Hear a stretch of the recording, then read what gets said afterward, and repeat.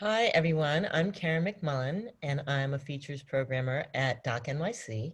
I'm very pleased to welcome today Deepti Gupta, who's the director of Up Sona. Deepti, thank you so much for sharing your film with us, and welcome to the Q&A. Thank you, Karen. Lovely to have my film at Doc NYC. It's been a dream for a long time. Yeah, it's really Yeah, good to be here. good. So you're speaking to us from Bombay, so Yes. pretty cool. Anyway, let's hop in. So you started as, or you still are, a cinematographer. And you worked a lot in music videos and in all, of various facets of the industry. Talk to Yeah. us a little bit about what it's like to have jumped from being a cinematographer to, this is your directorial debut. So talk to us about that shift. Yeah. So I've been a DP since a cinematographer since the late 90s when I shot my first film. And I was one of the first women to be practicing in this country. There was one person before me who had turned producer by the time I started. So it was a very strange journey, and in many ways, Shut Up Sona kind of explores that journey of being in the entertainment industry in India, which is largely men, and trying to find a place in it, trying to be an equal voice. Because when I started working, I realized I came into the industry thinking, here I am, my work is great, I believe in myself, so it's going to be easy. It wasn't easy at all, Mm-hmm. because the first thing that people noticed about me was my gender. Whereas I thought, you've dealt with learning in a film school, so how hard it can it be? But it wasn't like that at all. I thought it's just going to be about work and excellence, but it turned out that the first thing that I had to deal with was, how people see me in my gender.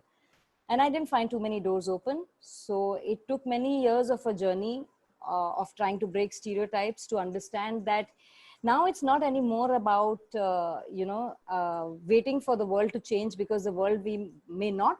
It's just about talking about it and shaking things up a bit and hoping that for the people who come after, it's going to be easier. So in many ways, Shut Up Sona is a culmination of that journey, because it's by not just by using the lens for other people and telling their stories. It's about saying, I'm going to tell my own story my way, and something that I've deeply felt and been through. I'm going to explore that through an artist who I see reflecting that journey in many more ways than mine, because she's bold, she's fiery, and she's talking about the same things and really shaking the system up.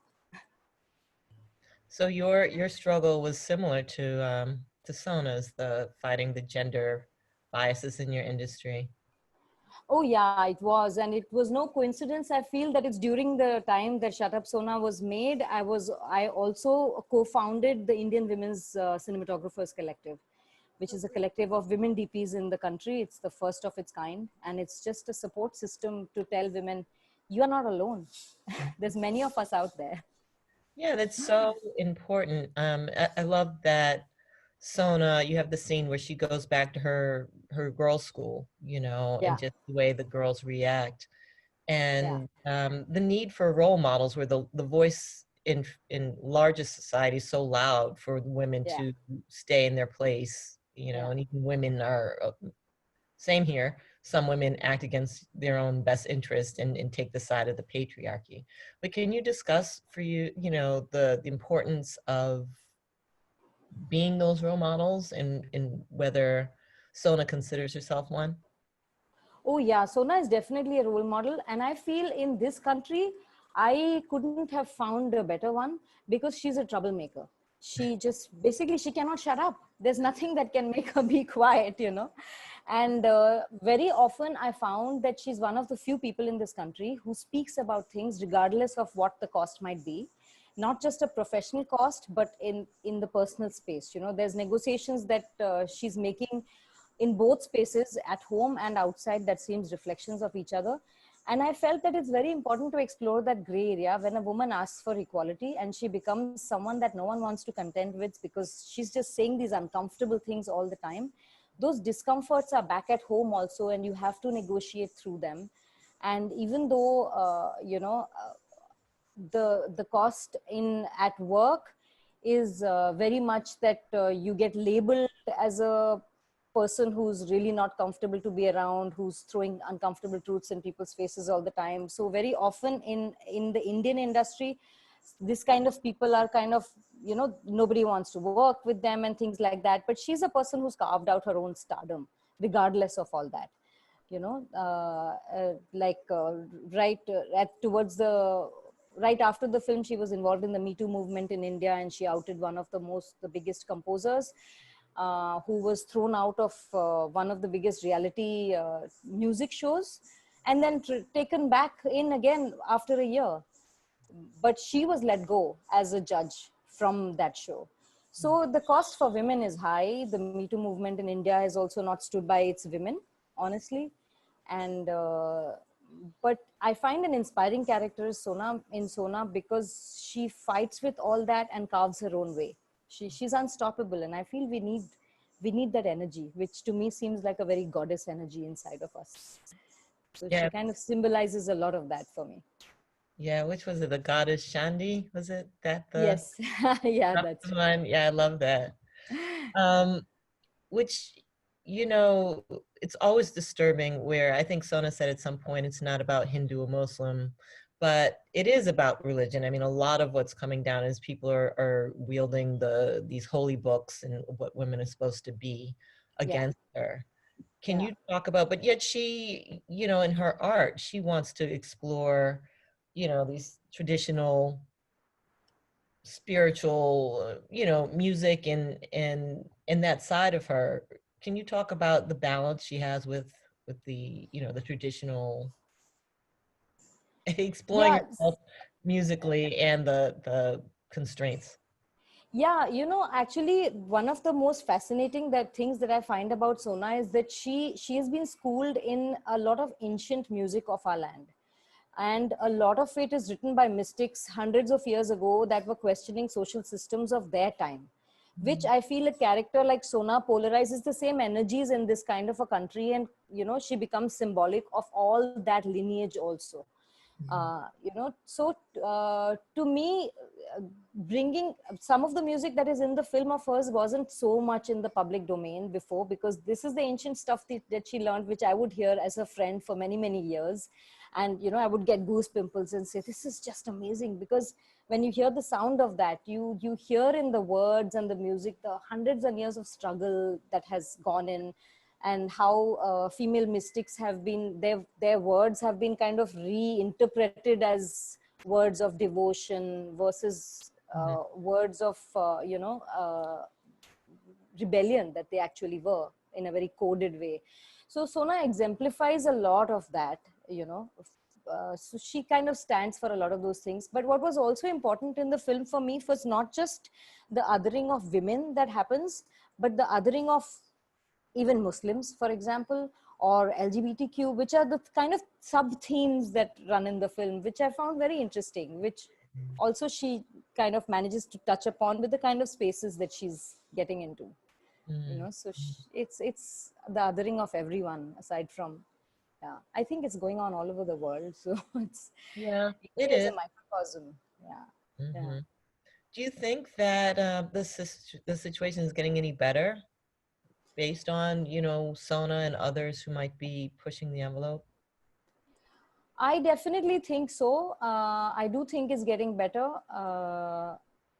I mean, may not be for the people who are at the forefront of it, which is like the kind of what the title cards in the end say. You know how the biggest music festivals have now started taking on a bit more women than they used to, Mhm, even though they haven't called Sona. And I find the same thing within IWCC, the Women Cinematographers Collective, that things are very different for the younger women DPs, which is very heartening, because then you feel like if you just stick with your art and you're able to say your thing, and you're able to kind of gather forces, because the themes of sisterhood also run in the film a lot, that kind of gathering of force will cause some change to happen.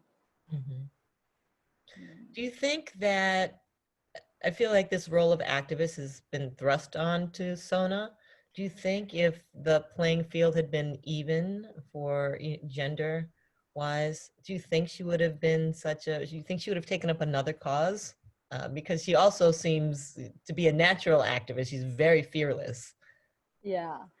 Yeah, no, I do think she's a natural, and I don't know.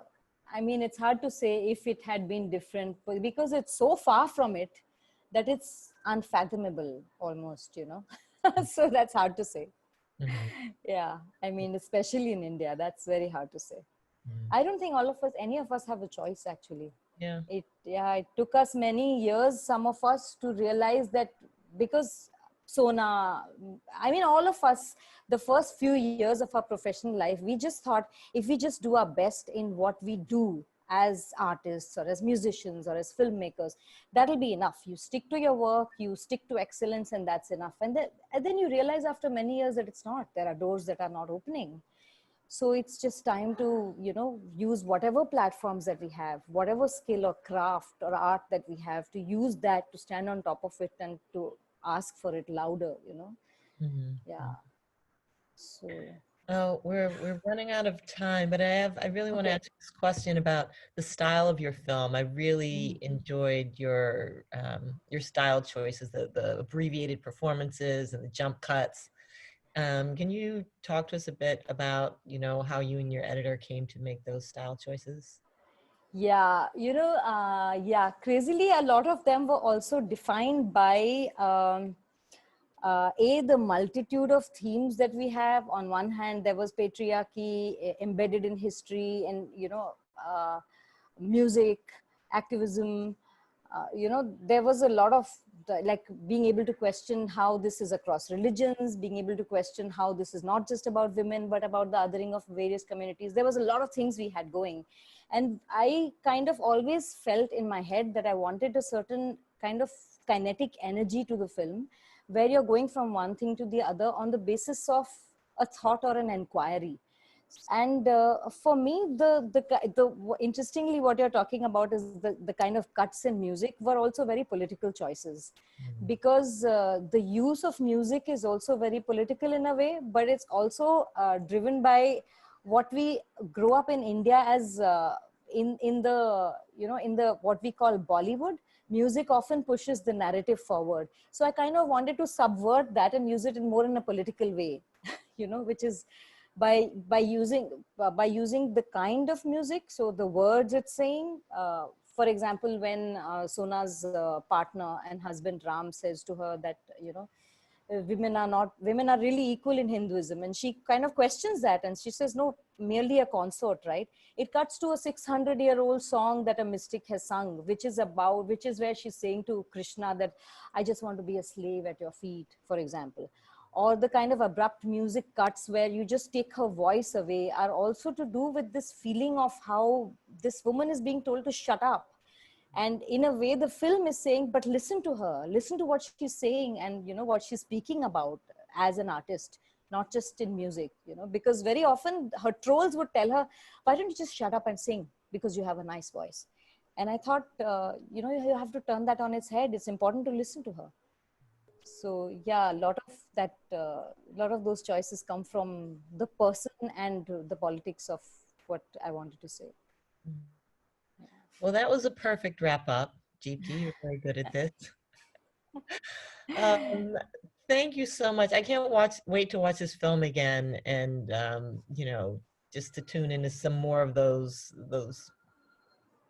wonderful cuts and there's a lot. It's a rich film. It's deep. It's entertaining. It's informative. I really, really enjoyed it. So thank you Thank so you. It much for was it making. was amazing to make, and it was very cathartic. So it's lovely to hear you connecting to it, because it's lovely to me when people across cultures connect to it. But yeah, it's very universal theme, I think, for women in the arts. So, thank you very much for making it, giving us a different perspective, and sharing it with Doc NYC. Thank you.